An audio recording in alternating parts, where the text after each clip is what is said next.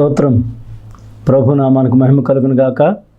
ప్రభునందు యేసు నిన్ను ప్రేమిస్తున్నాడు అనే ఆత్మీయ కార్యక్రమాన్ని వీక్షిస్తున్న నా ప్రియ సహోదరి సహోదరులరా, మన ప్రభువును రక్షకుడైన యేసుక్రీస్తు నామములో మీ అందరికీ ప్రభు పేరట నా ప్రత్యేకమైన వందనాలు తెలియజేస్తున్నాను.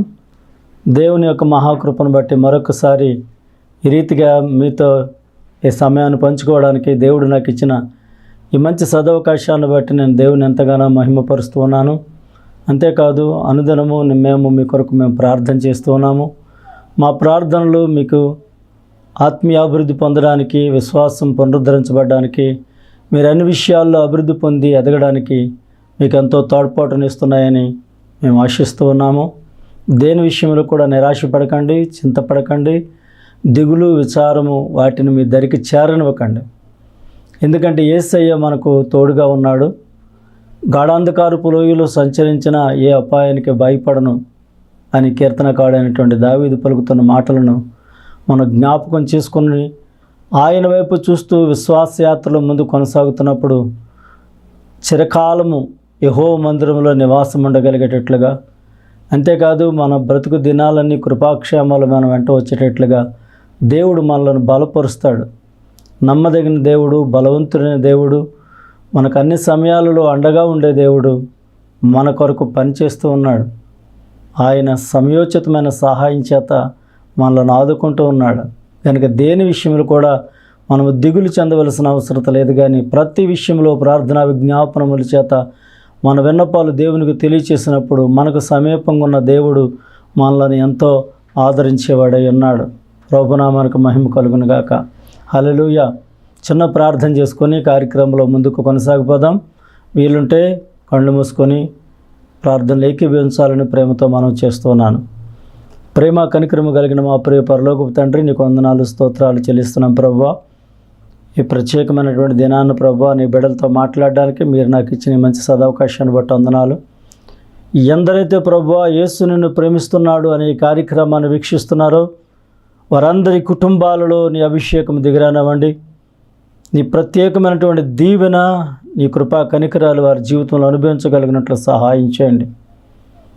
ఈ వాక్యాన్ని కొద్ది నిమిషాలు మేము ధ్యానం చేసుకోబోతూ ఉండగా మీరే మాట్లాడండి. నన్ను వినువారికి జీవము, మనోధైర్యము, రక్షణానందము కలిగినట్లు సహాయము చేయండి. నా నోటిని మీ బోరుగా వాడుకోనండి. ఈ కార్యక్రమాన్ని వీక్షిస్తున్న ఈ బిడ్డలు ఏ పరిస్థితుల్లో ఉన్నారో నీకు తెలిసిన ఆయన ప్రతి ఒక్కరితో మీరు ప్రత్యేకంగా మాట్లాడి నీ దీవెనలకు నేను వీరిని పాత్రులుగా చేయమని నజరేయుడైన యేసు నామములో ప్రార్థించి వేడుకుంటూ ఉన్నాం మా పరమ తండ్రి. ఆమెన్. ఆమెన్ అని చెప్దాం. ప్రభు కృప మీకు తోడయుండును గాక. ప్రభునందు నా ప్రియమైన వారలారా, మరొకసారి మన ప్రభు అయిన యేసుక్రీస్తు నామములో నా ప్రత్యేకమైన వందనాలు తెలియజేస్తున్నాను. మారిపోయే లోకంలో మనుష్యులందరూ మారినా దేవుని ప్రేమ మాత్రం మారదు. ప్రతి పరిస్థితిలో ఆయన మనకు అండగా ఉంటాడు, మనకు దీవెన అనుగ్రహిస్తాడు, మన చెయ్యి పట్టుకొని ఆయన నడిపిస్తాడు. కాలాలు మారినా, మనుష్యులు మారినా మారని ప్రేమ మన పట్ల ఆయన చూపిస్తూనే ఉంటాడు. కాబట్టి నమ్మదగినటువంటి దేవుని యొక్క అనుగ్రహం కొరకు మనం ఎదురు చూడవలసిన వారమై ఉన్నాం. చిన్న సమస్య వచ్చిందంటే ఆ సమస్యను పెద్దదిగా భూతద్దంలో చూసినట్టుగా మనం చూస్తూ ఉంటాం. ఏదైనా చిన్నపాటి సంఘటన జరిగిందంటే దానిని పెద్దగా ఊహించుకుని మాట్లాడతాం. ఏదైనా చిన్న అపాయం జరిగిందనుకోండి, అయ్య బాబు ఈ చిన్న అపాయంతో తప్పింది, ఇది కనుక పెద్దదైతే ఏమవునో, ఇదే మన ఆలోచన. దేవుడు పెద్దదాన్ని జరగనివ్వడు, ఆ చిన్నదానితోటే జ్ఞాపకం చేసుకుంటాడు. ఒకవేళ నువ్వు దేవునికి దూరం అయిపోతున్నప్పుడు ఆ చిన్నపాటి ఆపద ద్వారా, ఆ చిన్నపాటి ఇబ్బంది ద్వారా, ఆ చిన్నపాటి సమస్య ద్వారా దేవుడు నీ పక్షాన ఉన్నాడు అనే విషయాన్ని ఆయన జ్ఞాపకం చేసుకుంటూ ఉంటాడు. అందుకే అండగా యేసయ్య ఉండగా మనం భయపడడం దండగా. యేసయ్య మనకు అండగా ఉంటాడు, ఆయన మనకు తోడుగా ఉంటాడు. మనుష్యుల అండ మనకు కొన్ని సమయాల్లో లేకపోవచ్చు, కానీ దేవుని యొక్క అండ మనకు నిరంతరము కూడా ఉంటుంది. కాబట్టి అండగా యేసయ్య ఉండగా మనం భయపడడం దండగా. మనల్ని బలపరిచే యేసయ్య మనకు ఉండగా మనం భయపడవలసినటువంటి అవసరత లేనే లేదు.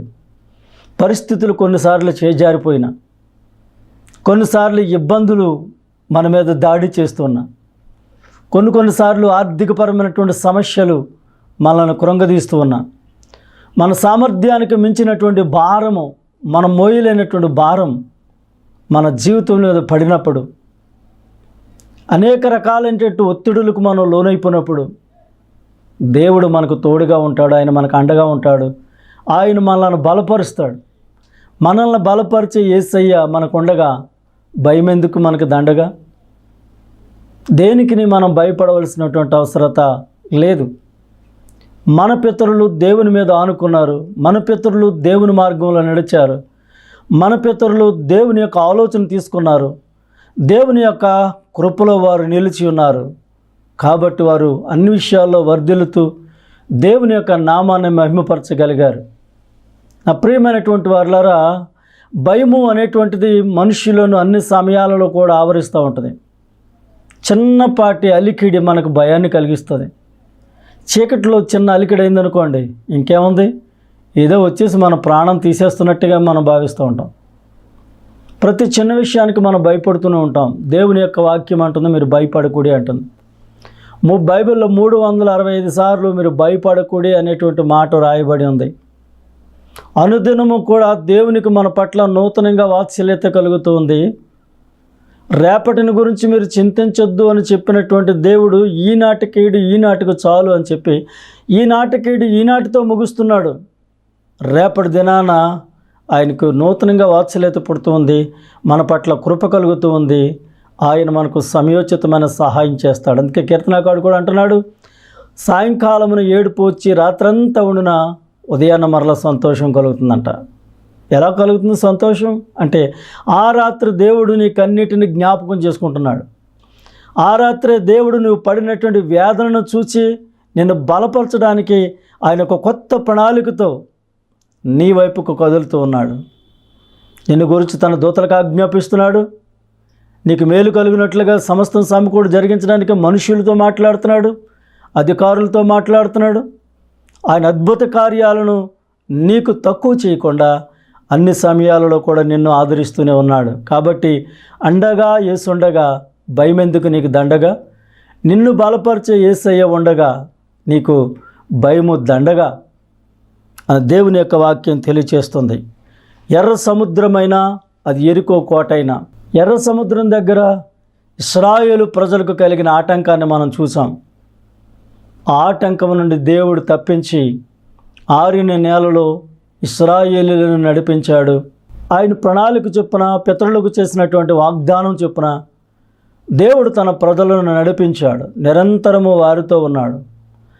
ఆయన వాగ్దానమును నెరవేర్చే వరకు, ఆయన నిబంధన నెరవేర్చే వరకు దేవుడు తన ప్రజలను విడిచిపెట్టలేదు. ఎన్నో రకాలైనటువంటి ఇబ్బందులు వారు చూడవలసి వచ్చింది. ఎన్నో రకాలైనటువంటి ప్రమాదకరమైనటువంటి మార్గాలలో వారు వెళ్ళవలసి వచ్చింది. ఎంతోమంది బలిష్టమైనటువంటి రాజులను వారు ఎదుర్కోవలసి వచ్చింది.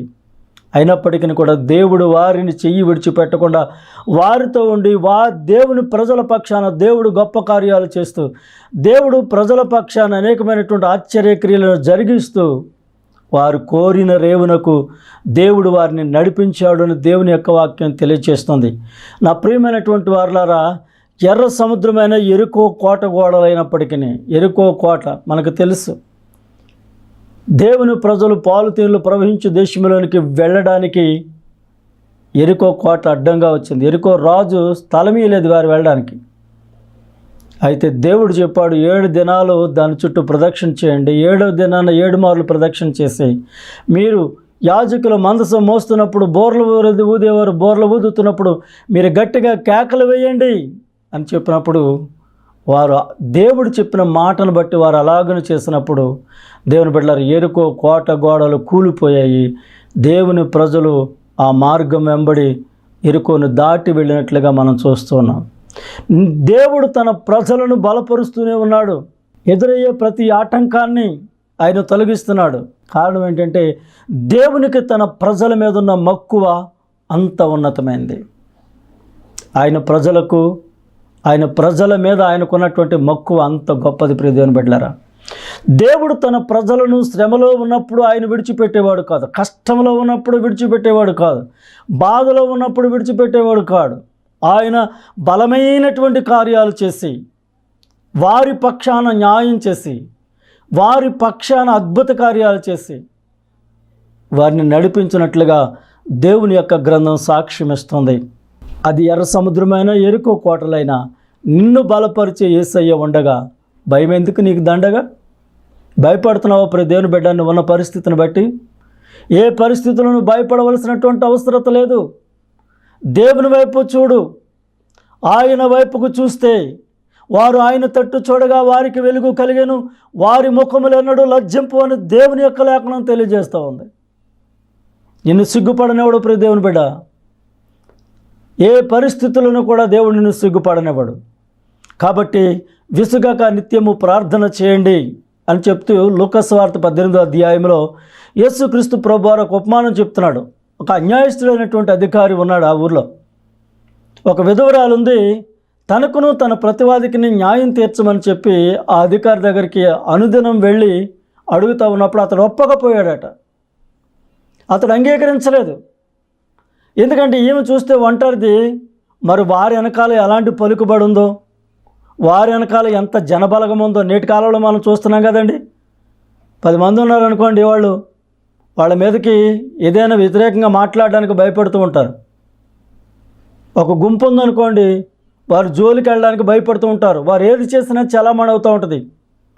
ఈనాడు ఆర్థిక పరంగా, జనాంగం పరంగా, రాజకీయ పరంగా, సామాజిక పరంగా చూసినట్లయితే బలహీనులుగానే ఉంటున్నారు.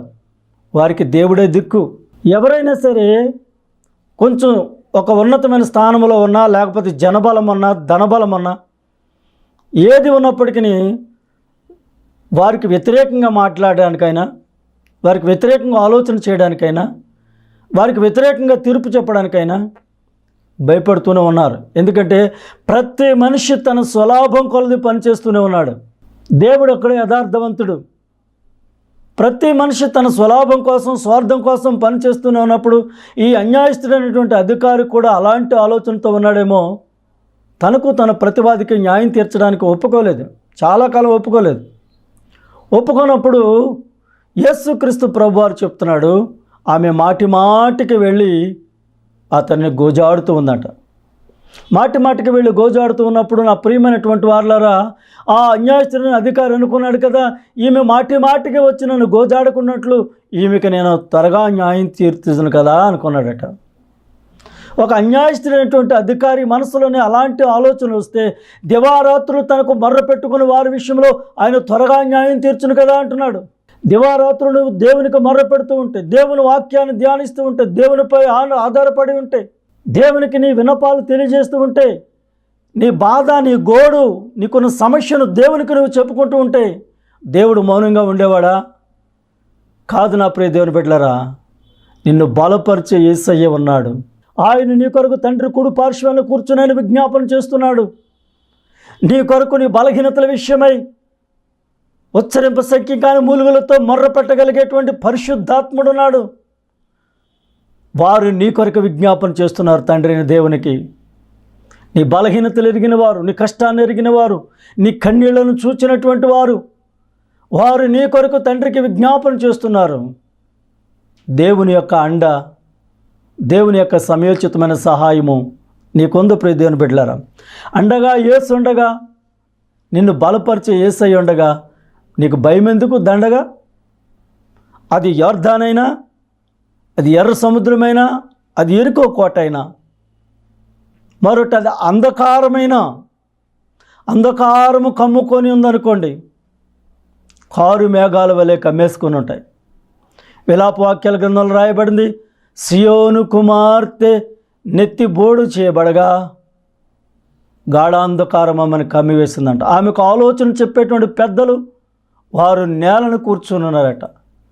ఒకప్పుడు జనభరితమైనటువంటి పట్టణం ఇప్పుడు ఏకాకి అయి కన్నీరు విడుస్తూ ఉంది. కారణం ఎందుకో తెలుసా? గర్వం చేత పడిపోయిన పరిస్థితుల్లో. దేవుని బిడ్డ, సియోను కుమార్తెలు యెషయా గ్రంథము 2వ అధ్యాయంలో రాయబడింది, సియోను కుమార్తెలు గర్విష్ఠురాండ్రై మెడచాచుచు కులుకుచు వారు చూపులు చూస్తూ ఇలాంటి అహంకారపూరితమైనటువంటి దేవునికి ఇష్టం కానటువంటి భయంకరమైన పరిస్థితుల్లో వారు ఉంటే దేవుడు వారి విషయంలో మౌనంగా లేడు. ఆ నెత్తి బోడి చేశాడట. తన చెలికాండ్రందరూ కూడా విడిచి వెళ్ళిపోయారట. ఒకప్పుడు ఎంతో సంభ్రమాశ్చర్యాలతో సంతోషంతో పండుగ ఆచరించేటువంటి ఆ సియోను కుమారి ఇప్పుడు ఒంటరిదైంది. చెంపల వెంబడి కన్నీళ్లు కారుతూ ఉన్నాయి. ఇప్పుడు కన్నీళ్లు కూడా ఇంకిపోయాయి. ఏమీ చేయలేనటువంటి నిస్సహాయ పరిస్థితికి వచ్చేసింది. అయితే ప్రియ దేవుని బిడ్డలారా, దేవుని ఉగ్రత, దేవుని కోపము ఎల్లకాలం ఉండేది కాదు. ఎప్పుడైతే దేవుని వైపుకు మళ్ళుకున్నారో, తమ పాపముల విషయమే పశ్చాత్తాపడి దేవుని వైపుకు మళ్ళుకున్నారో, దేవుడు అప్పుడే వారిని జ్ఞాపకం చేసుకుంటాడు. దేవుడు అప్పుడే వారికి విడుదలనిస్తాడు. కన్నీళ్ళని చూసి కరిగిపోయే దేవుడు, కరుణా సంపన్నుడు, దయాదాక్షిణ్యపూర్ణుడు. మన పాపములను బట్టి మనం ప్రతీకారం చేసేవాడు కాడు. మన దోషములను బట్టి మనం ప్రతిఫలం ఇచ్చేవాడు కాడు.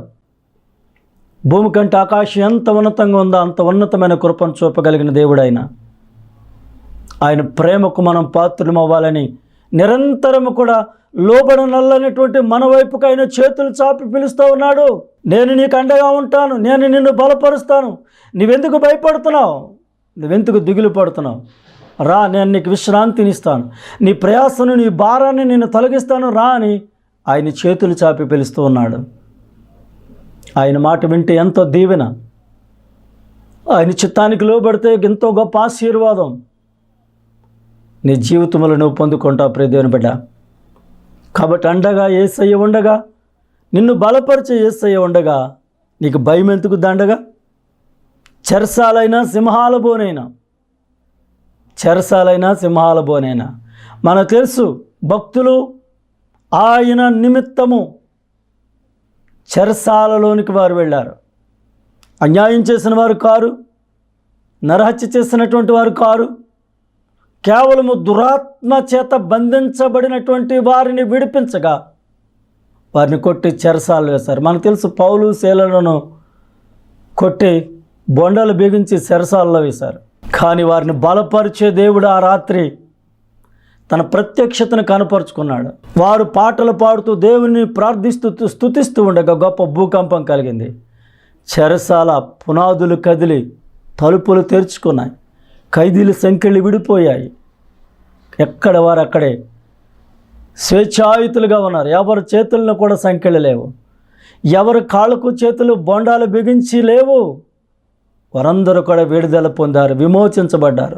ఆ చెరసాలలో దేవుని మహిమను వారు కనపరిచారు. కాబట్టి చెరసాల నాయకుని యొక్క కుటుంబము ఆ రాత్రి రక్షణలోనికి నడిపించబడింది. కొన్నిసార్లు నీ జీవితంలో ఎదురయ్యే సమస్య, నువ్వు దేవుని కొరకు నిలబడినప్పుడు దేవుడు నీ జీవితంలో చేసినటువంటి అద్భుతాన్ని బట్టి కొంతమందికి మార్పు కలుగుతుంది, కొంతమందికి జ్ఞానోపదేశం కలుగుతుంది, కొంతమందికి గుణపాఠం కలుగుతుంది, కొంతమందికి కనువిప్పు కలుగుతుంది, కొంతమంది మనోనేత్రాలు తెరవబడతాయి, కఠినమైపోయినటువంటి హృదయాలు మెత్తని చేయబడతాయి. దేవుని వైపు తిరిగినటువంటి వారు దేవుని వైపు తిరుగుతారు. ఇది దేవునిలో ఉన్న గొప్పతనం ప్రియ దేవుని బిడ్డలారా. నిన్ను బలపరిచే యేసయ్య ఉండగా నీవెందుకు భయపడుతున్నావు? నువ్వు చింతించవలదు. మీ హృదయాలు కలవరపడనీయకుడని యేసు ప్రభు వారు సెలవిస్తున్నాడు. మన హృదయాలు ధైర్యపరచుకొని మనం వాయువుని వైపు చూడవలసినటువంటి వారు సింహాల బోనైనప్పటికీ కూడా దేవునికి ప్రార్థన చేస్తున్నప్పుడు దానియేలుకు కలిగినటువంటి ఒక శ్రమానుభవం. నా ప్రియమైన దేవుని బిడ్డ, నీవు తాగుబోతుగా ఉన్నప్పుడు లోకం నిన్ను పట్టించుకోదు. ఒక వ్యభిచారిగా ఉన్నప్పుడు లోకం నిన్ను పట్టించుకోదు. ఒక తిట్టుబోతుగా ఉన్నప్పుడు లోకం నిన్ను పట్టించుకోదు. ఒక పనికిమాలిన వాడిగా ఉన్నప్పుడు లోకం నిన్ను పట్టించుకోదు. కానీ వీటన్నిటినీ విడిచిపెట్టి సర్వోన్నతుడైనటువంటి దేవుని మార్గములో నడవడానికి ఎప్పుడైతే నిన్ను నీవు దేవునికి అప్పగించుకొని మార్పు చెంది నూతన పరచబడిన వ్యక్తిగా పరిశుద్ధమైన జీవితం జీవించడానికి నిన్ను నీవు సమర్పించుకున్న వ్యక్తిగా లోకానికి కనబడతావో అప్పుడు మొదలవుతుంది దూషణ. కత్తిపోటు వంటి మాటలు పలుకుతారు, తంగేడు నిప్పులు వంటి నిప్పులు కురిపిస్తారు నీ మీద, అగ్నిబాణాల వంటి మాటలు సంధిస్తారు నీ మీద. లోకం పరిశుద్ధతను అంగీకరించలేదు. లోకం దేవునిలో నిలబడి ఉంటే జీర్ణించుకోలేదు. నువ్వు పాడైపోవాలి, పనికిమాలినడు అయిపోవాలి, ఎందుకు పనికి రాకుండా ఉండాలి. నువ్వు అలా ఉన్నప్పుడే లోకం నిన్ను ఇష్టపడుతూ ఉంది. చూడండి, ఒక దొంగోడు మరొక దొంగోడితో సహవాసం చేస్తాడు, ఒక వ్యభిచారి మరొక వ్యభిచారితో సహవాసం చేస్తుంది. కానీ ఒక పరిశుద్ధుడు మరొక పరిశుద్ధుడితో సహవాసం చేయడానికి ఇష్టపడ్డాడు. ఇదేం చిత్రమో లోకంలో.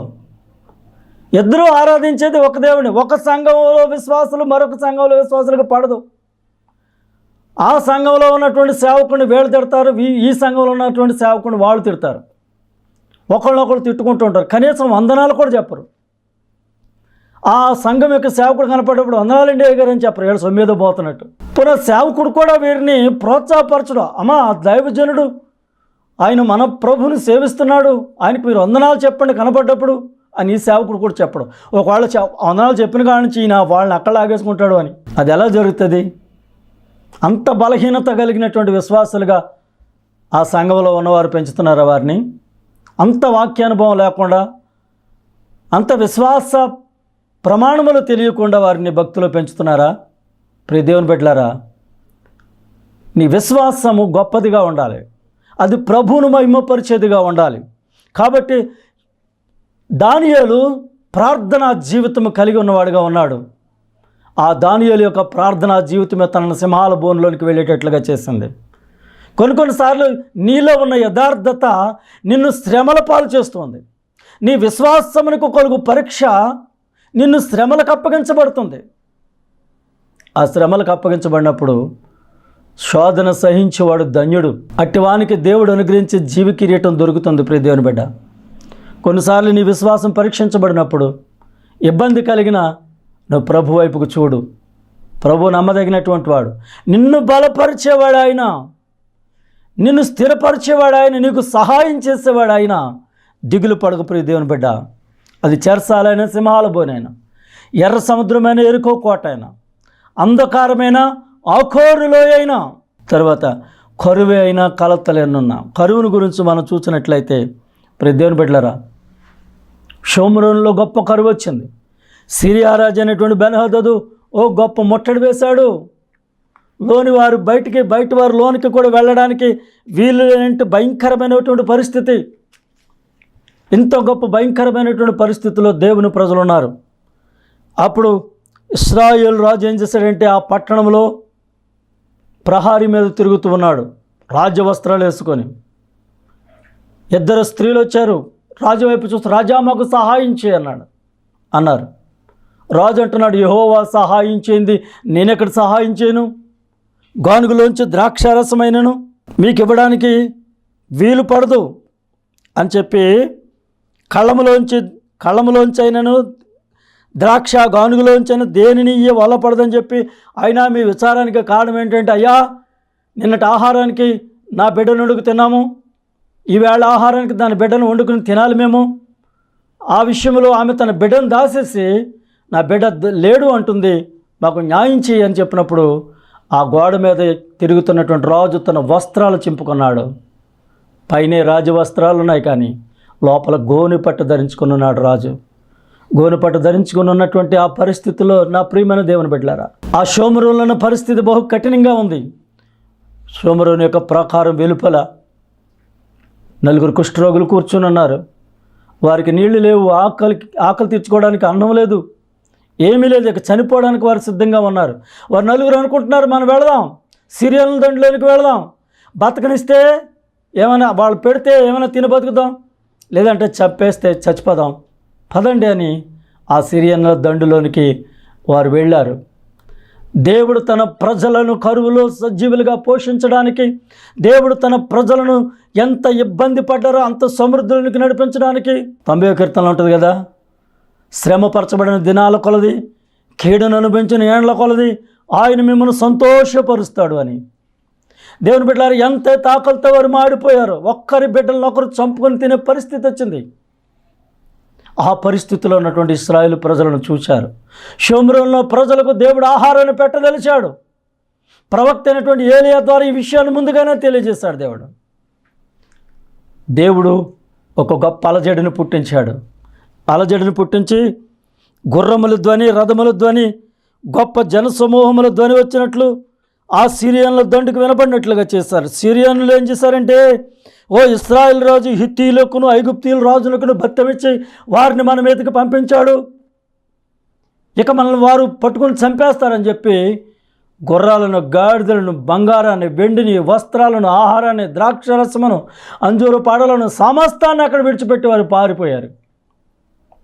ఆ కుష్ఠరోగులు వెళ్ళి చూసేటప్పటికి అక్కడ ఎవ్వరూ లేరు, ఆహారం ఉంది.